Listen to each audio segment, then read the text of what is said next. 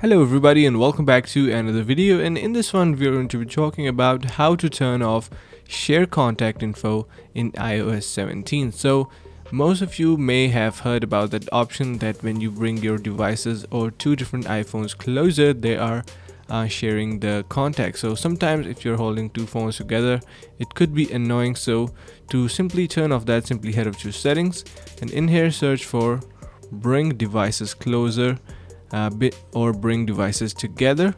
Head over to that and now you can see we have this option of bringing devices together and we can simply turn it off. So you can see it is saying that airdrops lets you share instantly with people nearby. You can discover an airdrop to receive from everyone or only people in your contacts, making yourself discoverable. Will turn on Bluetooth, and below you can see easily swap numbers with name drop, share photos and more by holding on top your iPhone close to the iPhone. So you can turn it off if you want to simply stop or off share contact info in iOS 17. I hope you found this video helpful.